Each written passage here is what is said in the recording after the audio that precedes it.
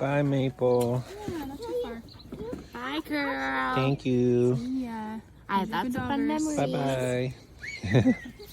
Go have fun with your new home. You know what? I'd send us pictures. Yeah, that's okay, sweetie. I know. It's okay to be upset.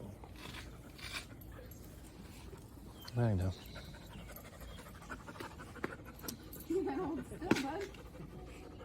I love you. All right. Thanks, guys. Great to see you. Yes. Thanks. Man. Well, you might be wondering what's all that about. So, we had a dog. Well, yeah, we have a dog. We no longer have a dog. So, I'll give you the lowdown on it because I think it's worth sharing. I don't want to waste the story. I think it's really worth chatting about and processing a little bit. So, let me see. Can you guys still, am I still going on here? Okay. I don't want to turn the camera around. Okay. Here we go. Yeah. So, you know, we bought this dog, Maple. We named her Maple because my wife wanted a dog named Maple, like a golden retriever or something. I was at the farmer's market with my daughter, Cariel. I don't know if it was 9 months ago or something. Good grief. I don't know. And she was just so docile, so sweet, so calm. And my daughter's been praying, like, God, like, please make Papa give us a dog. Please have Papa give us a dog. So one day I was like, you know what? I can't make my kids think God doesn't answer prayer. I know he answers prayer and they see it all the time. But I just want them to show them, like, hey, God answers prayer, it works, and let's go do it. So I wanted to surprise my wife. And so, yeah, we surprised her.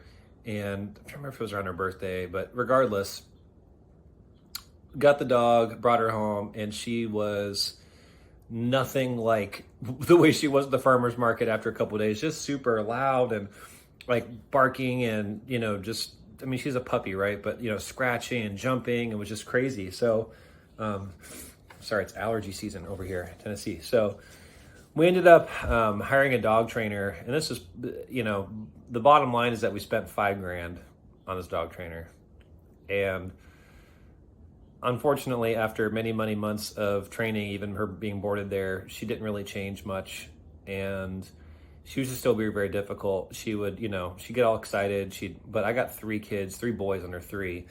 And, you know, they're just so small. And like, so we couldn't let her play with the boys because she'd jump on them. She could knock them over, really hurt them.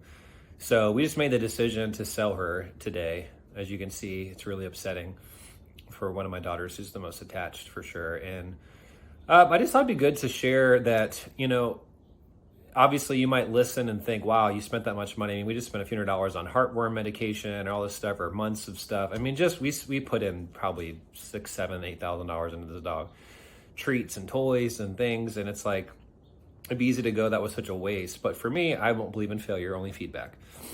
So we learned a lot. We learned that I'd much rather play with my boys than take a dog on a walk. And it's just, we thought it would hold us accountable to go on more walks, and it didn't. We just left her more in the crate, which isn't fair to her. So that didn't work. I thought it might be a forced workout routine. That didn't happen. You know, I thought it'd bring more joy to the house. It just didn't. Like, she was more work than she was joy. She shed like crazy. She would jump. She was just a ton of work.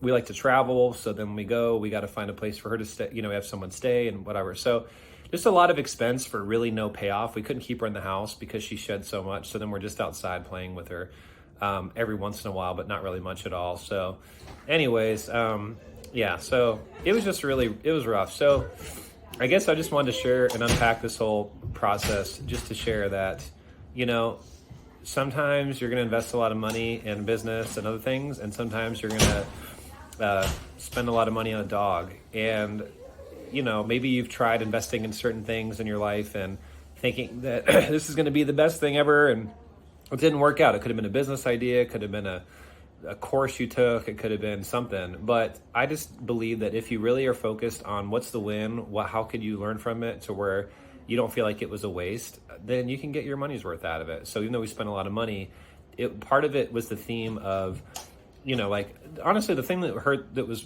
I think there's two things, right? One is just like temper the excitement. You know, take a little bit, do a little bit more research. I should have researched the breed. I should have just not gotten all in the moment. You know, take a moment, like let the emotions cool for a second, and like really decide like if this is a smart idea. So, anyways, that was one thing I learned from it, was just to do a little bit more research. I'm not a very detail oriented person sometimes, and so I should have done more research on the breed. And if I would have known that, I would have probably not bought her, knowing how crazy the breed can be, very hyper. So anyways, that's one thing. But I think the other thing too is like just, you know, like spending a lot of money on the dog training. And, you know, unfortunately, like we didn't get our money's worth out of it at all. And, you know, it'd be easy to get frustrated about that and angry. But part of what I learned is that you got to do a little more thorough of a check to make sure this is really it. And is there a guarantee? And if not, then, you know, you better vet this person really good and make sure that this is the right fit. And just honestly, it was really not even so much those things. It was just setting expectations. You know, the way that was kind of shared with us was like, she's going to come back the dream dog, and just wasn't, you know, wasn't really trained, wasn't, you know, very, very, you know, couldn't follow a lot of commands and certain things. But again, like this last year, I was like, okay, like I don't care who recommends them or what, just do your research, do a little bit more research, do more digging, ask harder questions. And before you're going to spend thousands of dollars, just really make sure this is the right thing for you. So yeah, just processing. If this helps you, cool. If not, then that's cool too. But yeah, there's a part of me that was like, man, that really sucks to spend so much freaking money and then not get it. But we just realized like it's better to have like a bunny or a hamster or something for the girls. It's super low maintenance, easy, cheap. You don't get attached if they get sick or die or something, you know, or you don't have to spend thousands of dollars to get it healthy again. So, you know, we just figured out what's the best fit for us as a family, and we had to spend a lot of money to figure that out. But now we know we're just not, at least at this stage of our life, not dog people, and that's okay. So there you go. That's the story of Maple. This is my second dog attempt that didn't work out. The first one died a few years ago. Well, actually, it's like a number of years ago.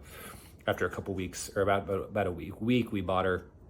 She had parvo. We didn't know that, and she was just super sick, and we bought her from what turned out to be like a puppy mill. Another one of those. I didn't do my research. So do your research, Jeremy. Don't just go buying dogs because they're cute and because they're cuddly and you're going to get some husband points and some dad points.